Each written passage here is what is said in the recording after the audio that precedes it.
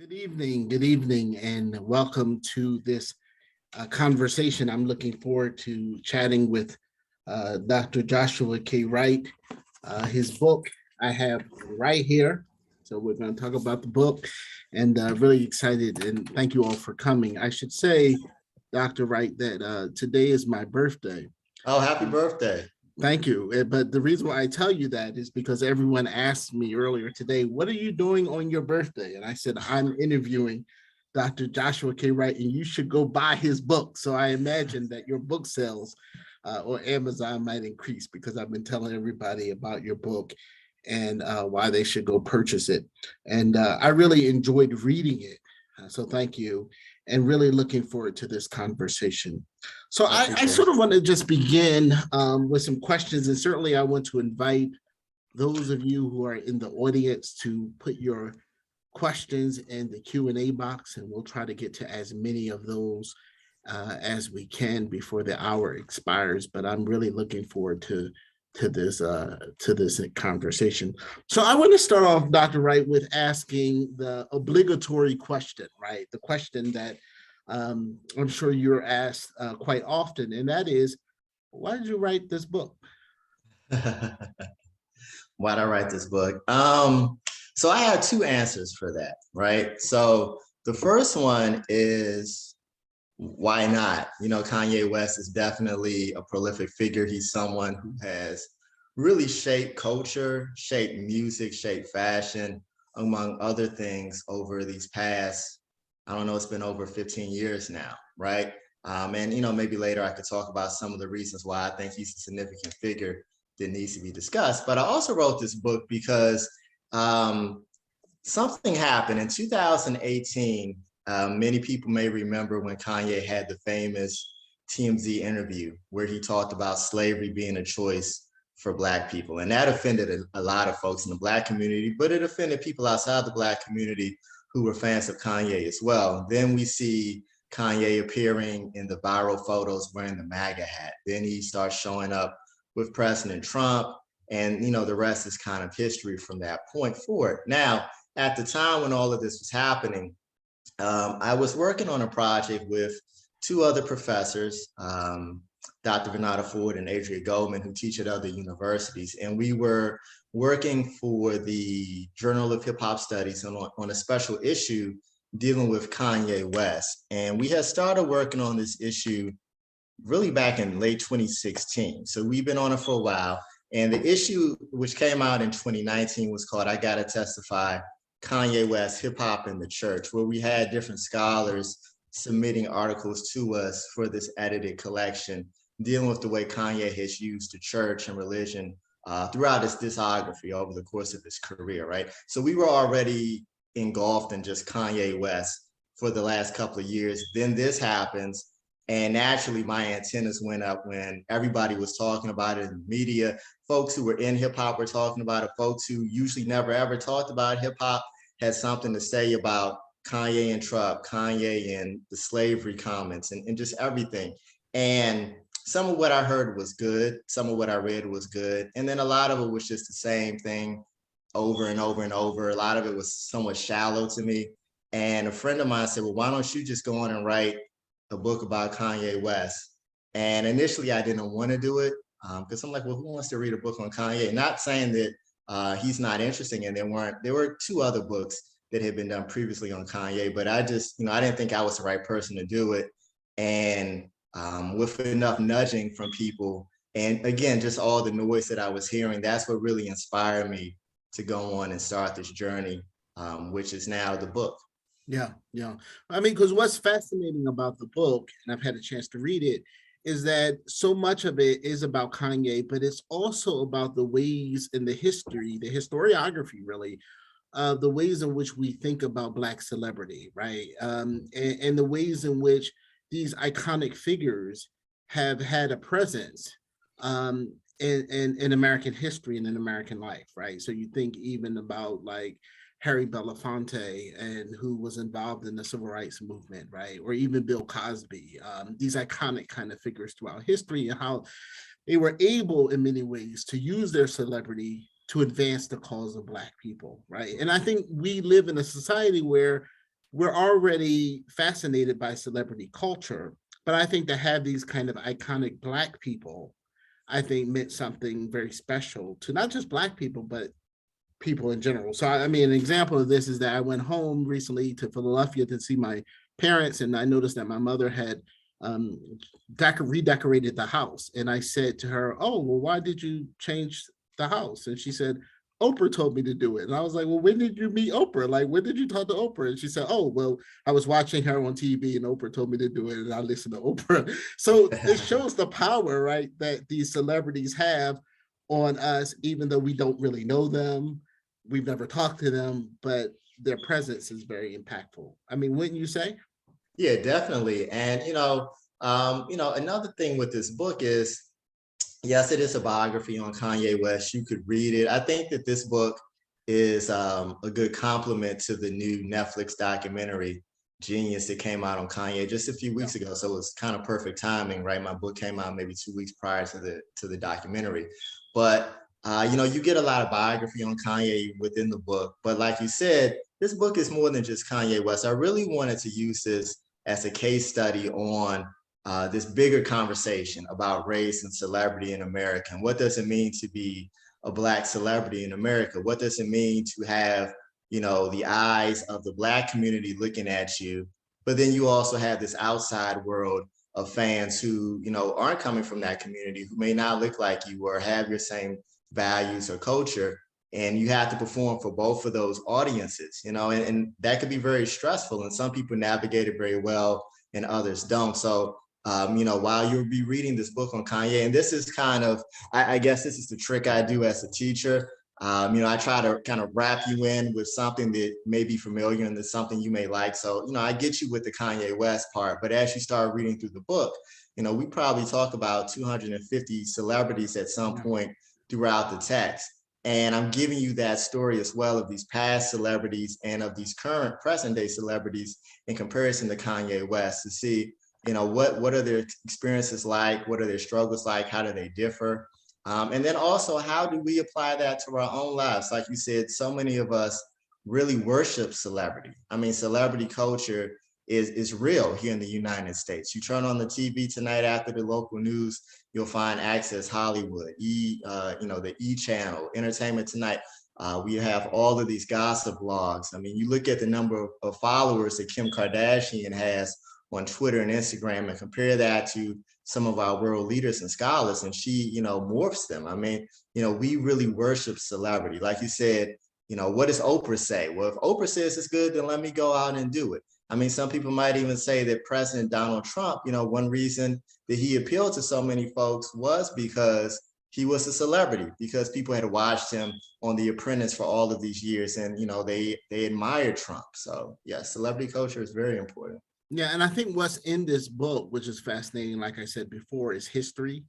There's a little politics in here because you're kind of navigating through this kind of um, very divided nation that we're in, right? So we see Kanye, like you mentioned, kind of being supportive of Trump, but yet you also talk in the book about how Kanye was also very, very critical of George Bush, right, after Hurricane Katrina, and sort of what that represented, where he said, some people may remember, he said George Bush does not care about Black people, right? And that became, I think, the headline.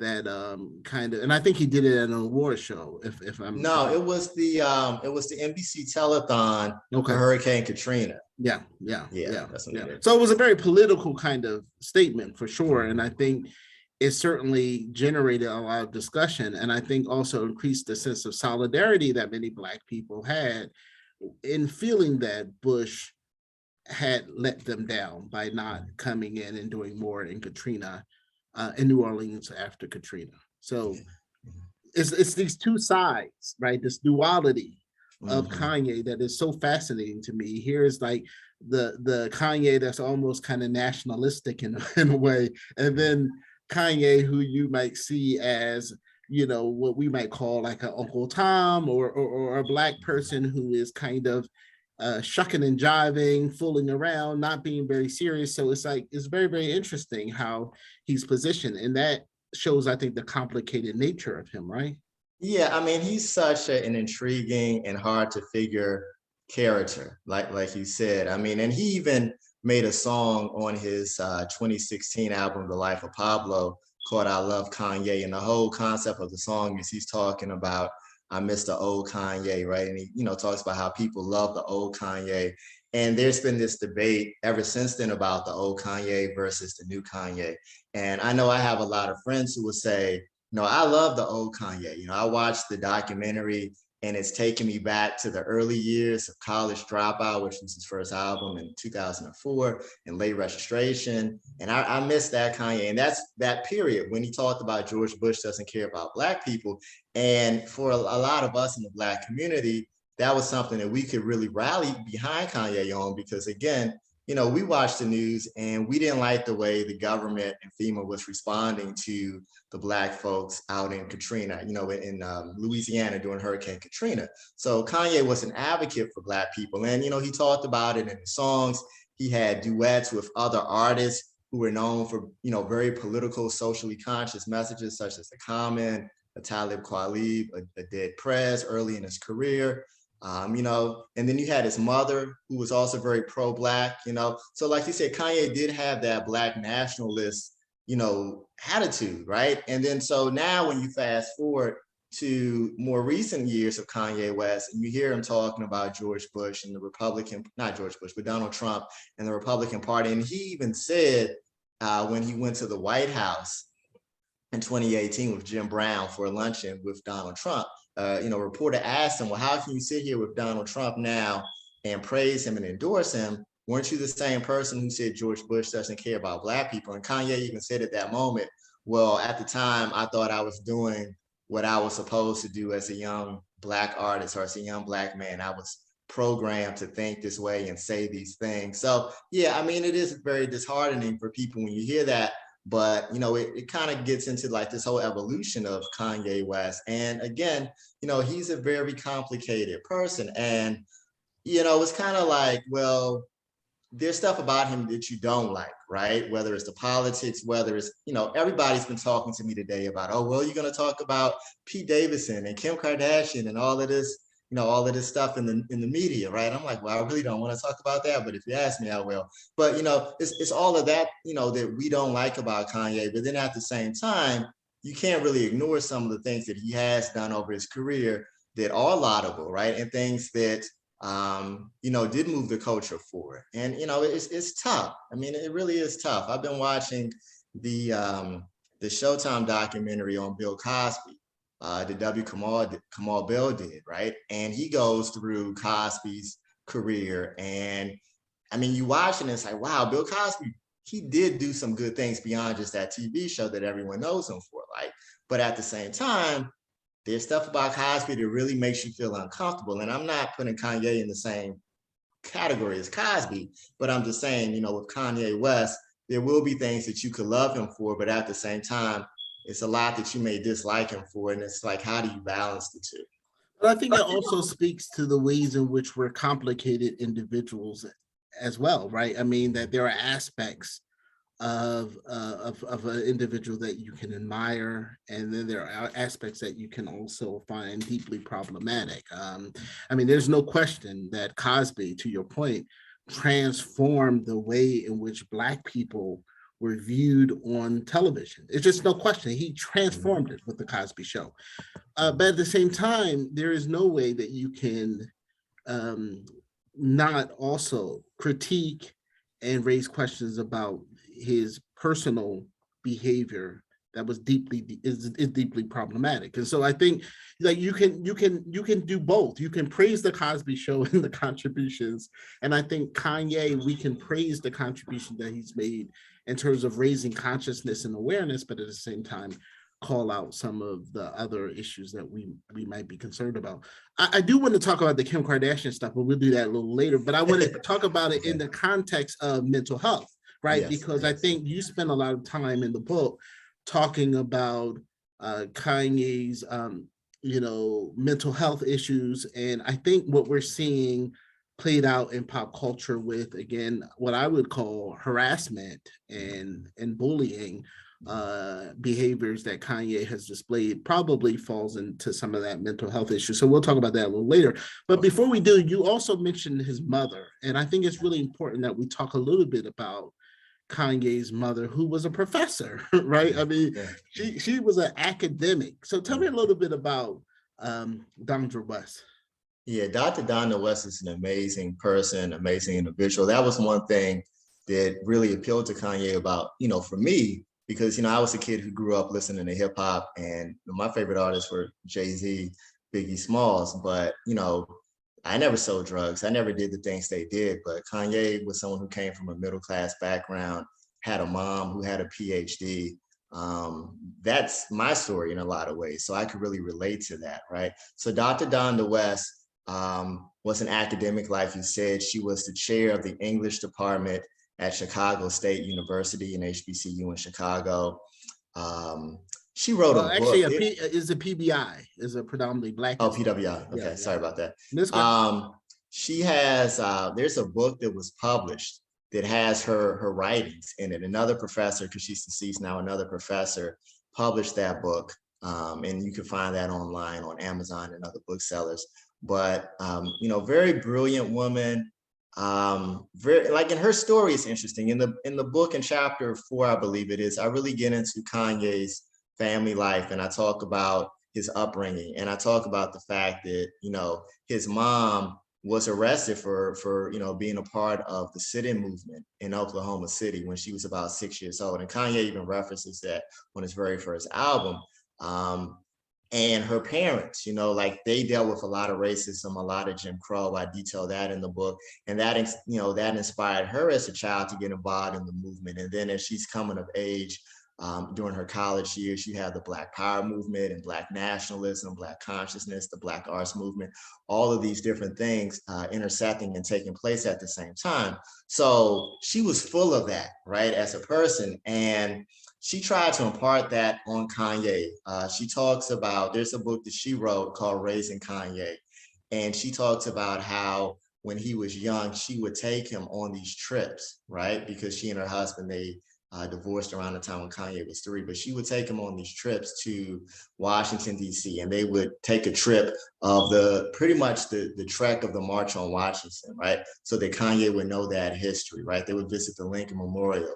She would, just really teach him about Black history, Black culture. She loved Muhammad Ali and, like, the attitude and the bravado and the swagger and the way he made Black people feel when they heard him talking.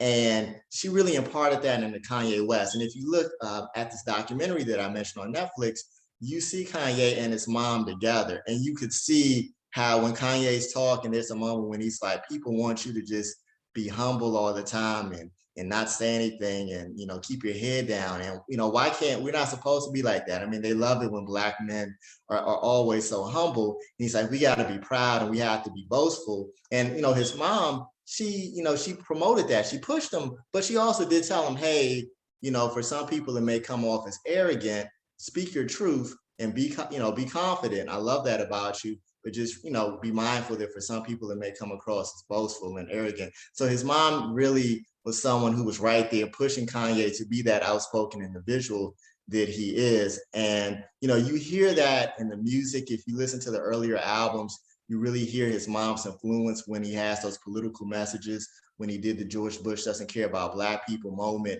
His mom was there with him, right? And they were supposed to visit the victims of Hurricane Katrina together.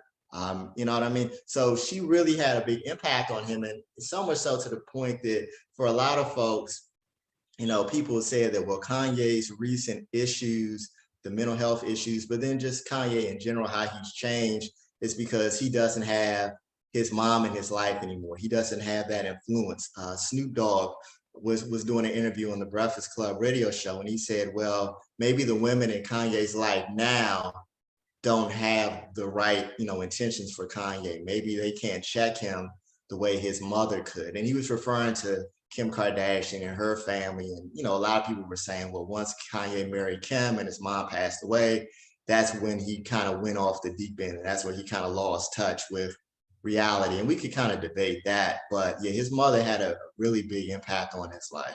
His father did too. and we don't talk about his father, Ray West, a lot, but his father was, he was affiliated with the Black Panther Party.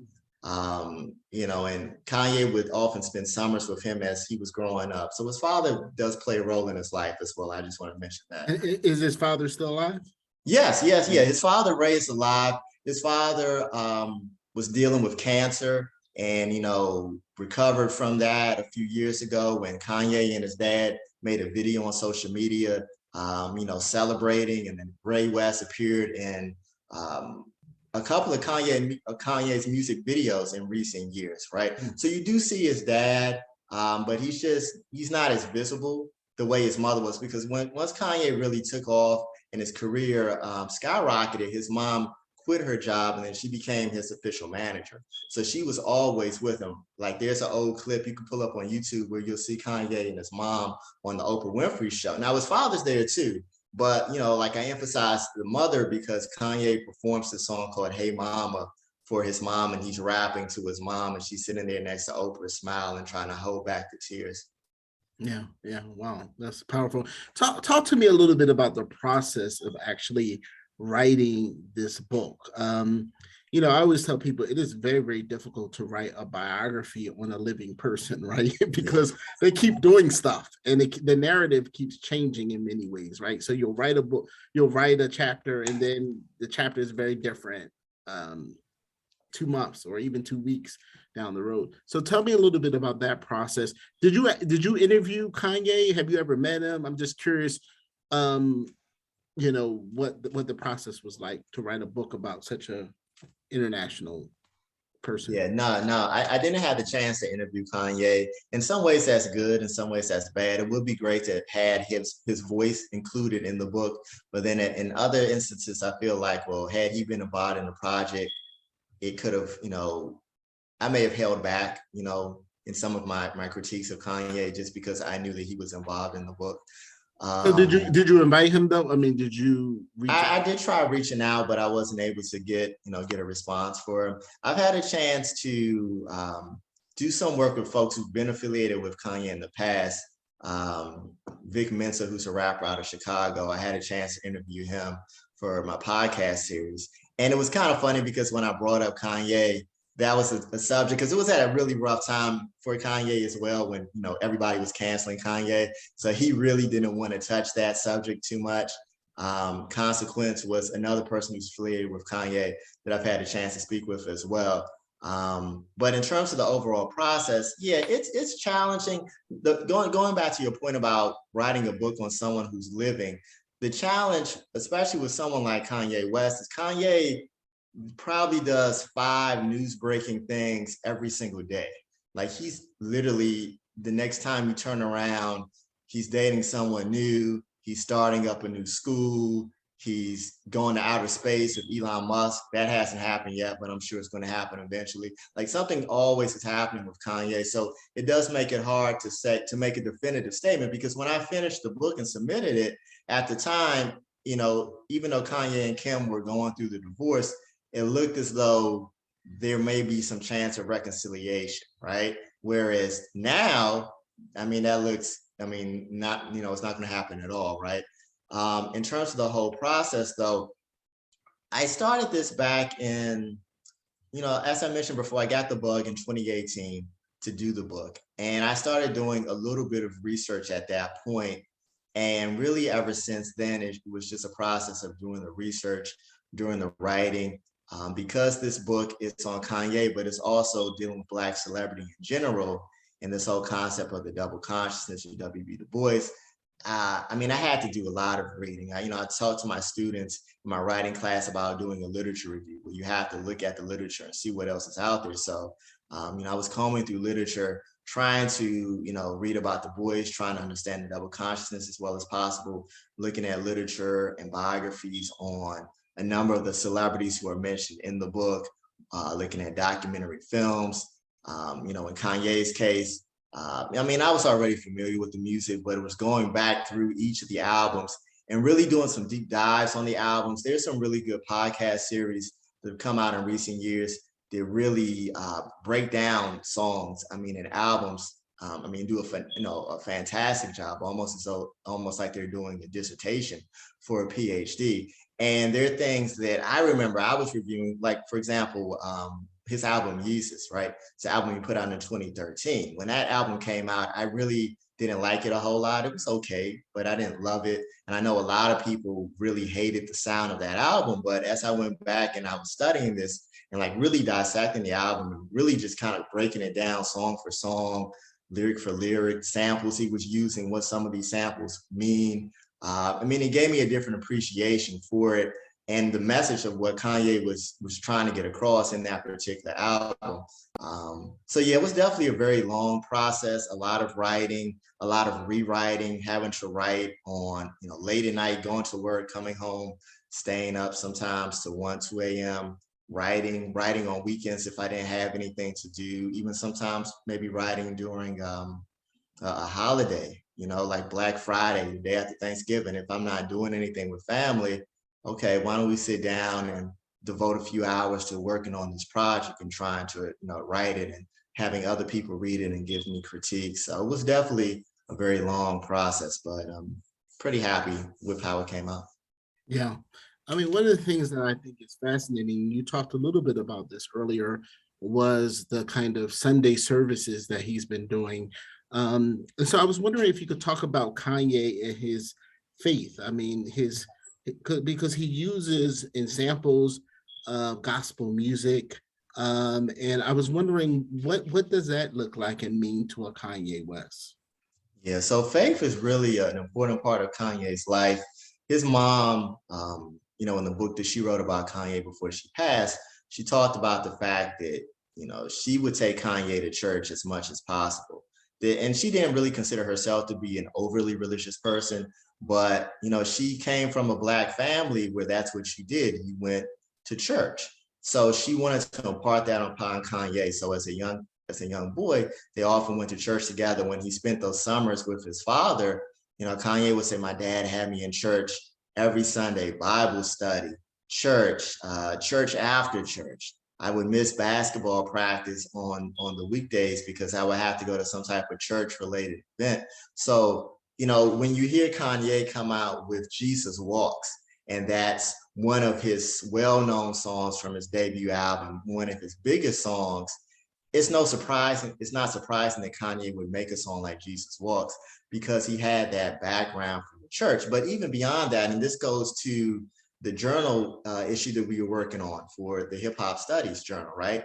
Where Kanye has always used heavy references of religion and Christianity within his music, whether it's sampling a gospel choir, whether it's using a song such as, like an old hymn, I'll Fly Away, whether it is, making references in his songs to going to church. He's always been really doing this with his but the Hallelujah anthem, right? Where he does Hallelujah. Right. Now that comes later though. Yeah. I'm saying before we even get to this, like that's the Jesus is King Kanye era that we're talking about. But that really doesn't come until about 2019 with the Sunday service. Okay. But I'm saying even before then, if you go all the way back to 2004, up through that point, Kanye had always been, using religion within his music. His Yeezus tour ended, and this is the 2013-2014 tour, right? The tour would end with an actor playing Jesus Christ who would come on stage at the end of each show, and Kanye would get on his knees, and the actor would say, you've been looking for me all your life, but I've been here this entire time, right?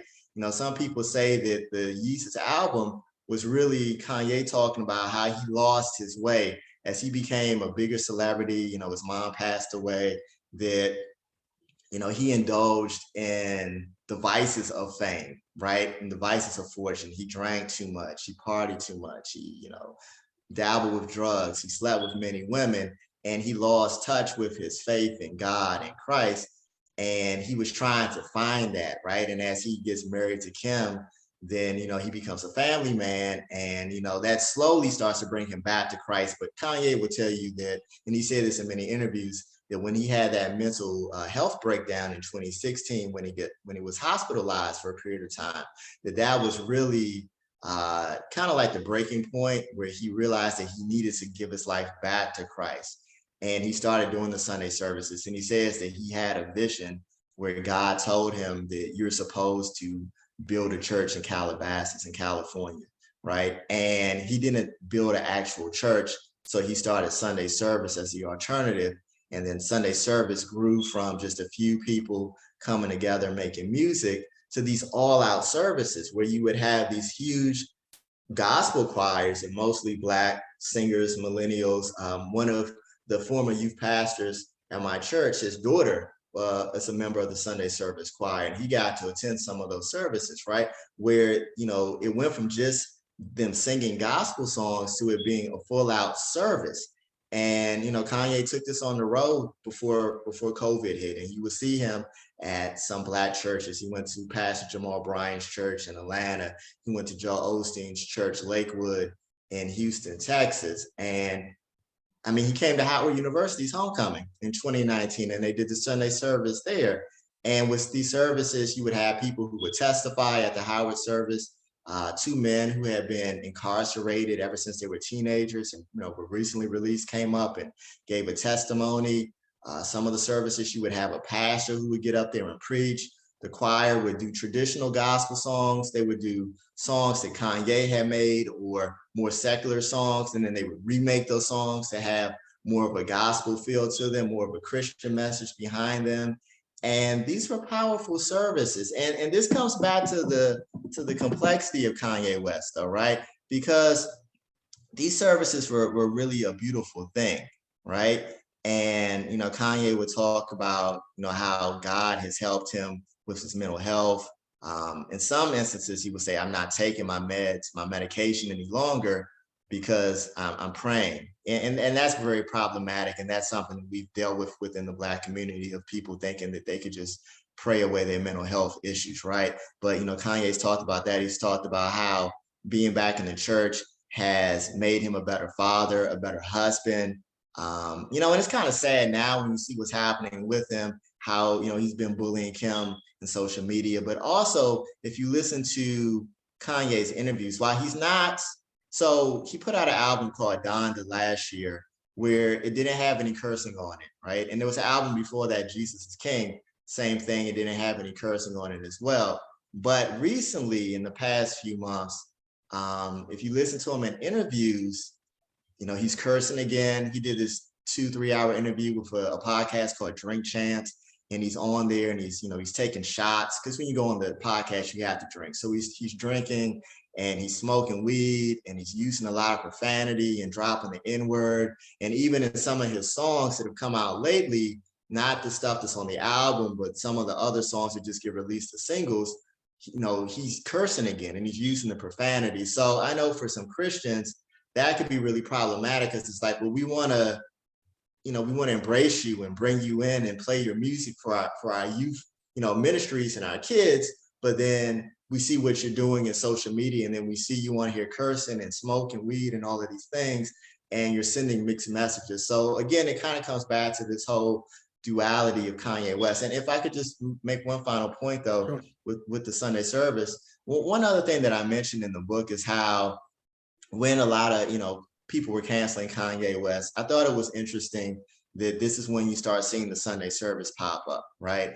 And this is when Kanye is going back to the church. And, you know, again, he's with these, you know, these young Black people in this gospel choir, and he's singing the music of the Black church. I mean, there was this remarkable documentary and book that came out, I think last year on PBS, from Henry Louis Gates, called The Black Church. And it talks about how that Black church has always been connected to the experience of Black people from the African diaspora and through slavery and through the civil rights movement, and, you know, even modern day with Black Lives Matter, right? So you see Sunday service, and it's like he's coming back, right? He's coming back to the Black community. He's reconnecting with us.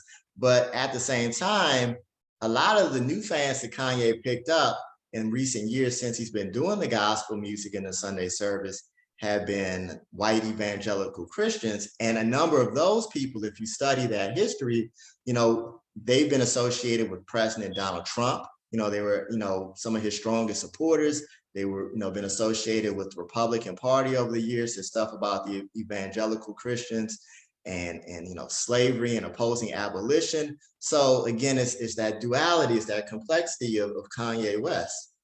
Yeah, yeah. And I always thought that with the Sunday services, again, to your point, he was now able to broaden his base, right? By creating an intergenerational, interracial kind of interest in him that may not have existed before, right? Certainly around the intergenerational thing, because I think sometimes older folks tend to think of hip hop, oh, that's just a bunch of mess, that these kids are doing, not realizing that it's actually pretty complicated, right? I mean, and it's pretty nuanced, the kind of messaging they're putting forward, but sometimes there's this tendency to dismiss it as that's just a bunch of noise. It's not really any substance. I mean, do you think that's the case too?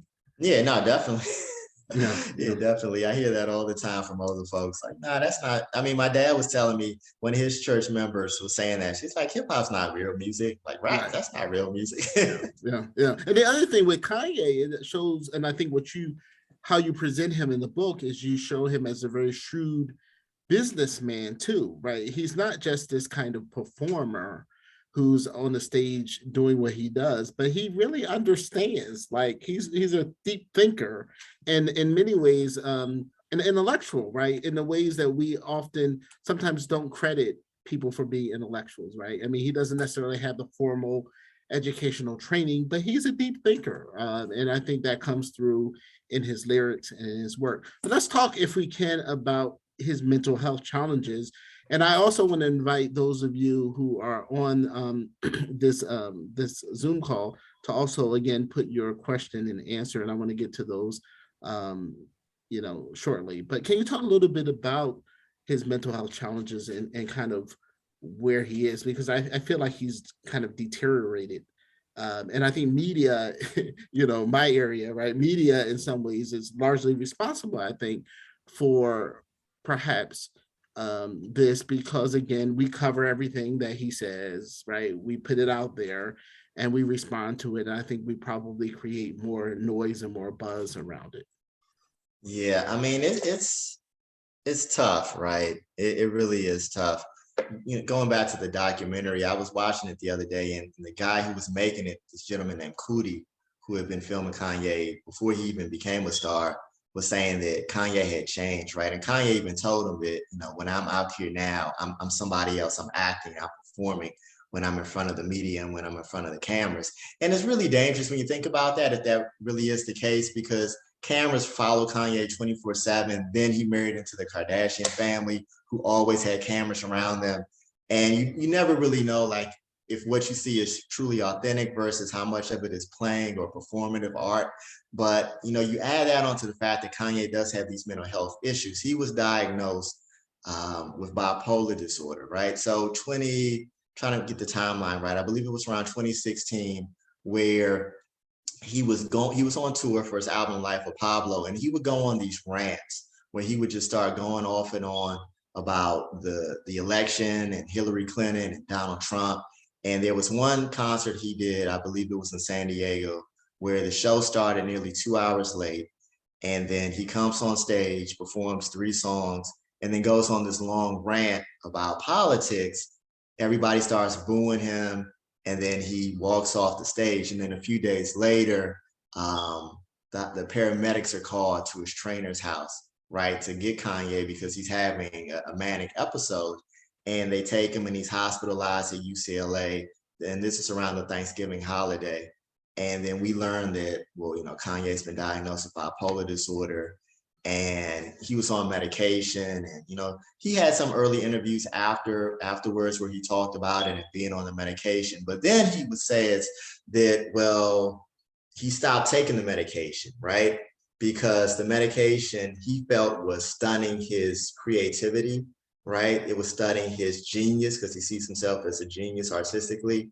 It was making him feel sluggish. It was just kind of getting him down.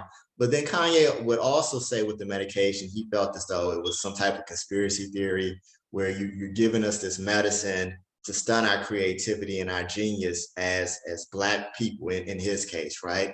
And then this is where the religion comes into play, because again, he's saying that, with Christ, all things possible. And Christ has healed my finances. Kanye at one point was $50 million, I think, in debt.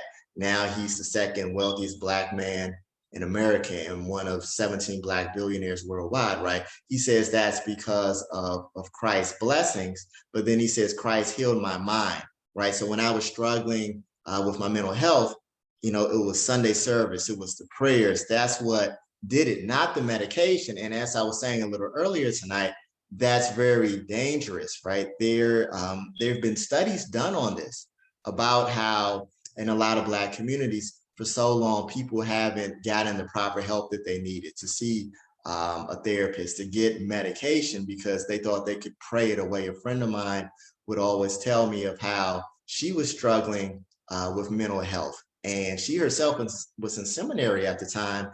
And when she went and talked to someone in the church, the elders of the church, their response was, God's got your back, just pray on it, right? And coming back to Kanye, if he's not taking the medication, and he said, like, yeah, I'm 7 months. There was a Sunday service where he says, I'm 7 months without using any medication, right? It's just the power of God that you see right here, right? But that's dangerous, because again, if you think about it, and I'm no mental health expert or anything like that, but I know if I'm sick and if I'm not doing well, if I, physically sick, if I get prescribed medicine and I'm not taking that medicine for months on end, and I'm just saying, well, I'm just going to exercise and I'm just going to change my diet, that may not really cure me. I may still be sick. And I think in Kanye's case, that might be what you're seeing happening, where he may not be taking this medication the way he should be, because it makes him more creative, but then it also may cause him to have some of these manic moments where he's going off the deep end, whether it's him crying on stage in South Carolina when he was running for president, when he started sharing the story about his father, thinking about aborting him, right? Or whether it's him now spazzing out on social media about Pete Davidson and Kim Kardashian and this whole back and forth. Yeah. Let's get to some questions if we can, because we have a number of them. The first question is, did the process of writing a book about Kanye West require his permission? Did you have to get his permission at all? No, not for this. I mean, you have I don't know, I guess they call like unauthorized biographies, but no, you could write a book on someone without having to request their permission in order to do it. Now, one thing I will say though, is in the book, I use lyrics. I have a lot of lyrics from Kanye's music that are quoted, and the publisher, the publishing company who did the book, they had to go and they had to get permission. So anytime you see lyrics of Kanye appearing in the book, that was a process where they had to legally get the permission to use those lyrics, or else they would get sued, I would get sued. The picture that you see of Kanye on the cover, we had to get permission to use that. But in terms of just getting his blessing, thank you. In terms of just getting his blessing to write the book, no, we didn't have to do that. In fact, I feel like if I had to get Kanye's blessing to write the book, it may not have come out. Knowing Kanye, so it'll still be in deliberation. Right. The other question I have is, have you heard from his camp at all? I mean, the book has been out now for a little bit. Any buzz or anyone, again, contact you and say he likes the book, he's read it, he's heard of it, any of that at all? No, not yet. I'm hoping for it. I have a great publicist, Ivan, who's been working with me, and also there's a woman named Reba who's worked with me a little bit too. And I mean, they've been helping to promote it on social media, and we've had a lot of articles written about the book. I saw the Baltimore Afro published an article about the book just yesterday, and we've done some podcasts, and so hopefully, as the buzz continues to grow and as more people buy the book and hopefully people go and tweet about it, then it may reach Kanye's camp eventually. And, we'll see. Actually, I follow Kanye on Twitter, so I should just tweet the book to him and just see, if he responds to it at all.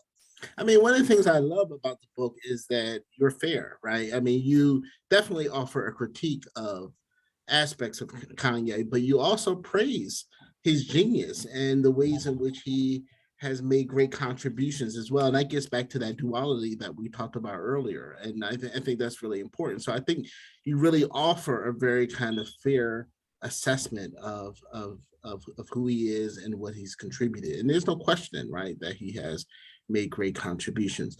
Question, do you think Kanye is code switching or he's just confused? Good question. Good question. So, I mean, I think as, Black people or people in color and minorities in general, we learned this whole art of code switching, how you have to maybe speak differently or act differently in the presence of certain company, right? Usually, we're talking about the majority, when we're in the presence of them, right? And in the book, I do mention that briefly with code switching, where someone had commented on an older interview he had done on Kim Kardashian's mom's show, Kris Jenner. She used to have a talk show. And people are talking about how it sounded as though he was changing up his speech pattern, that he was talking differently from the way he normally speaks, right? And how that's an example of Kanye code switching, right? But in terms of, is Kanye code switching today or is he confused? I don't think Kanye is confused at all. I mean, obviously he has some mental health, and that I'm sure probably impacts him. We never know exactly when it's mental health versus when it's just Kanye being Kanye. But no, I don't think he's confused about anything right now. I think Kanye, and I point this out in the book, two things I say about Kanye. One, I say he's the ultimate contrarian. And then I say that, he wants to be a free man, a free Black man at the end of the day, right? So the point about him being a contrarian, what I mean is that if you say it's hot, Kanye's going to say it's cold. When celebrities were quiet in 2005, he's talking about George Bush doesn't care about Black people. He's running on the stage saying, Taylor Swift, your video was nice, but Beyonce had the best video of all time. And, folks read that as, well, Kanye standing up for Beyonce, not just because he likes Single Ladies, the music video she made, but he's standing up for her because he feels as though Black artists, a lot of times, their art isn't appreciated the way it should be, right? So, Kanye was doing that when others were quiet. But now, come full circle, 2020, we see everybody involved in everybody, I'm talking about celebrities and Black celebrities in particular. We see them involved in George Floyd, Breonna Taylor, Ahmaud Arbery rallies and protests. We see them speaking out on social media. With the 2020 election, I teach a hip hop class at Trinity, and we talked about hip hop's influence on politics. And we looked at an article which talked about how all of the rappers and hip hop figures in Atlanta were really pivotal in the last election in terms of getting people out to the polls to vote for Joe Biden and to vote, for Raphael Warnock, right? And because of them, Biden won Georgia. And I want to give all the credit to hip hop, right? But the point is that they made this huge difference. So while people are becoming woke, for lack of a better term, we see Kanye again now as a contrarian going in the opposite direction, saying, I want to talk about the Republicans. I want to praise Donald Trump. He did do some stuff for George Floyd's family. He started like a scholarship for his daughter. And he did show up for one of the rallies as well. But for the most part, he was pretty quiet on like Black Lives Matter when everybody else was really speaking out. So I think Kanye's a contrarian. And then I think Kanye wants to be seen as a free man, right? Meaning, and freedom is something that is the theme throughout his whole discography. If you go back and listen to every album he's put out and listen to a lot of his speeches and his interviews, he's always talking about this idea of freedom, right? That I don't want anybody who can control me.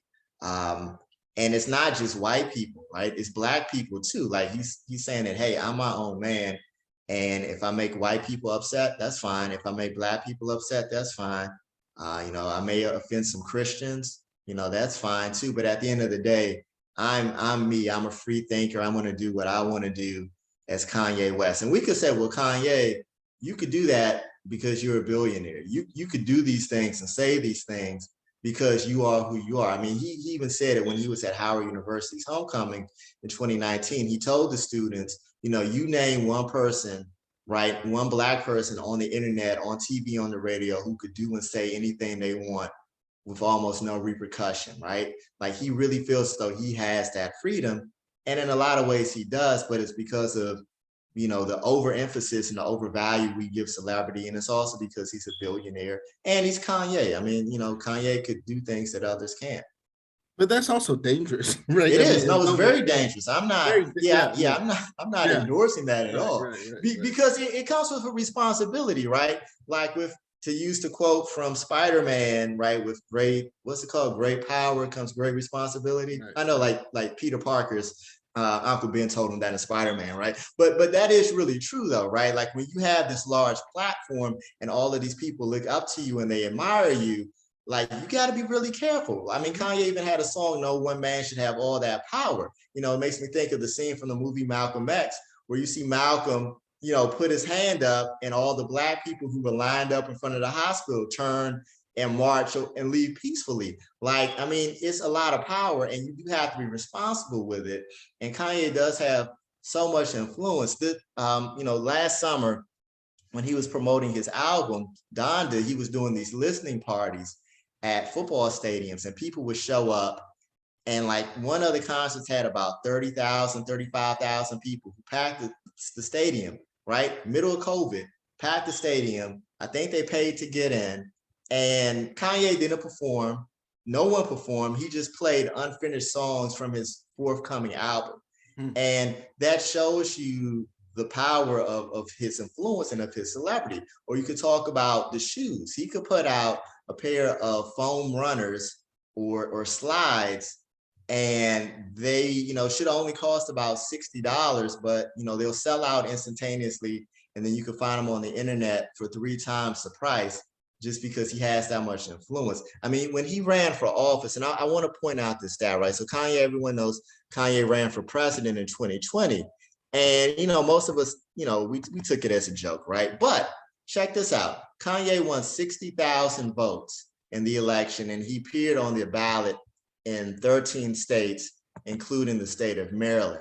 And 60,000 votes, I mean, that's a lot of votes. I know it's not a lot in the bigger picture, but that's still a lot of votes. So it shows you the influence that he has. But again, you have to be responsible with that, right? Kanye says a lot of things without always fact checking.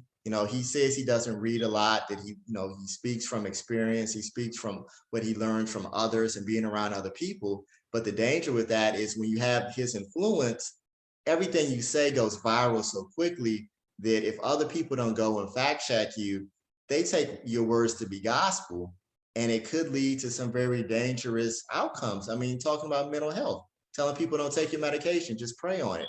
People listen to that, and that could lead to some dangerous outcomes for people listening to that message, right? Or you see him bashing Kim and beating her up on social media, and people may be influenced to think, hey, if I break up with my girl or my man, then I'm going to do that because I see Kanye doing it. Well, that's cyberbullying. That's dangerous. You shouldn't do that. Yeah. Let's get to a couple more questions. I know we're running out of time. And one is, you talked a little bit about how he created a scholarship for George Floyd's daughter. One question here is, does he support any other known charities? Does he have any philanthropic interest that you know of? Yeah, I mean, he and his mom, when his mom was alive, they started something called Loop Dreams, where they were teaching kids, specifically in Chicago, how to make music. They started a charity, a foundation called Donda House, which was named in honor of his mother. And that was giving back to the community as well. I personally, I don't know of right now of all the different things Kanye's doing. I know with Donda House, there was some controversy in recent years about it. People weren't donating to it once he started affiliating with Trump, and people were saying that Kanye wasn't really handling his responsibilities with Donna's house as she should have been.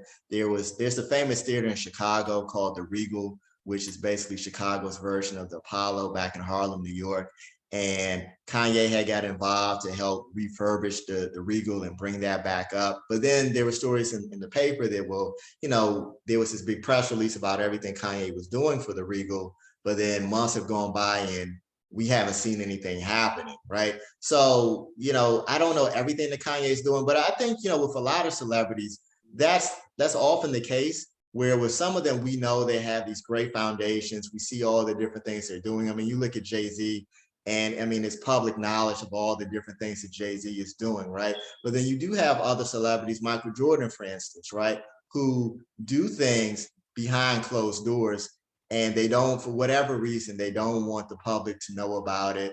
And, you know, we could speculate why that might be the case. So I just want to say that Kanye could be doing some, you know, some charity that we just don't know about. So I don't want to say he's not doing anything. But it doesn't seem like his strange relationship, and I'm using that word strange. You didn't with Trump didn't really hurt him within the Black community, right, or within the community in general, or in the long term, right? Because again, given how much Black people in particular despise Trump, it doesn't seem like it created any kind of backlash for him.